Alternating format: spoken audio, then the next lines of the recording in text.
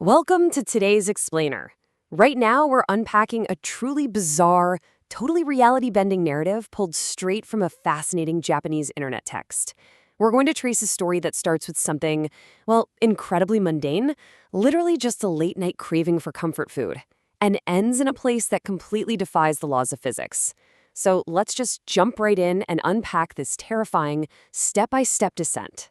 Have you ever craved a local dish so much it actually caused you to slip out of reality? Sounds absolutely absurd, right? But as we'll see, that's the exact premise of the mysterious account we're analyzing today. We are going to follow our protagonist on a journey that answers that very question. And I promise you, the destination is not at all what you'd expect. Section 1. The Gyoza Craving. Homesickness hits hard. So, to really understand the surreal ending of this text, we first got to get into our protagonist's state of mind. They're originally from Hamamatsu City in Shizuoka Prefecture. Now, they describe this place right out of the gate as, quote, insane to say the least. But more importantly for our story, it's famous for its local food, specifically Hamamatsu gyoza. But our protagonist had moved away. They spent 3 years living in Saitama, followed by 6 months in Tokyo. And you know how it is. That prolonged absence is the perfect recipe for intense homesickness, bringing us to the present day. They are just desperately craving that hometown Hamamatsu gyoza.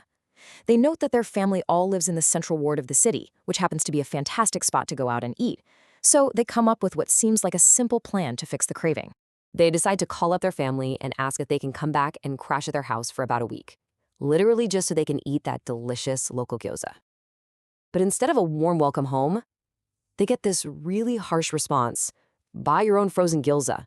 Yeah, the family completely rejected the request and actually yelled this at them over the phone.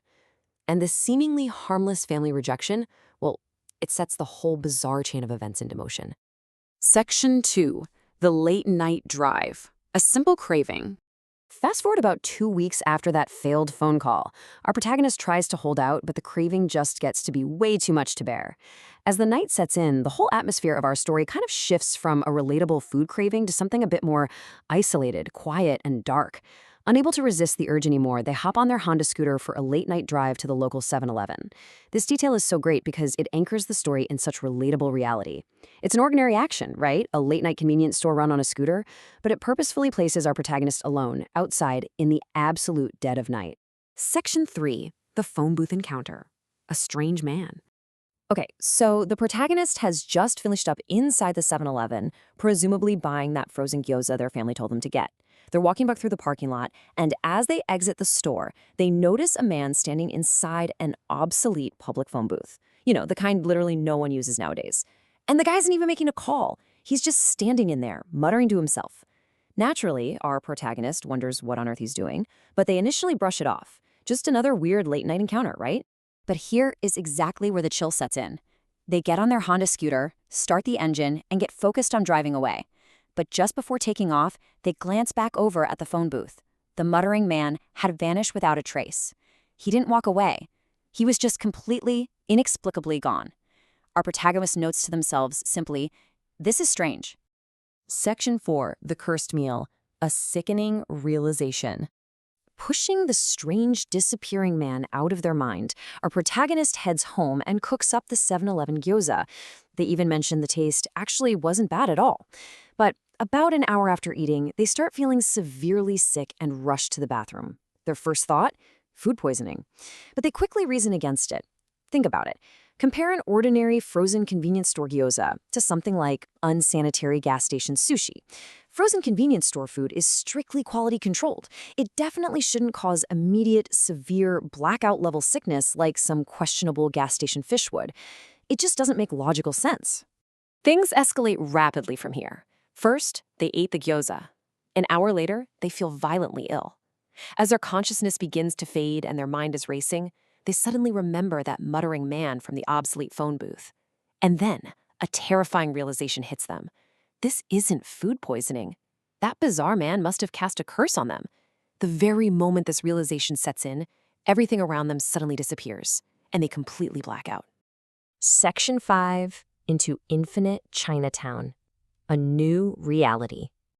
A protagonist wakes up, but they are definitely no longer in their bathroom, or anywhere near home for that matter. They've crossed over into something entirely impossible. To understand what just happened, the source text uses a very specific term: no clip. Now, a no clip is a glitch. It's originally a video game term that causes someone to fall through the boundaries of normal reality and into a hidden liminal space. Essentially, the protagonist realizes they have literally glitched right through the walls of our dimension.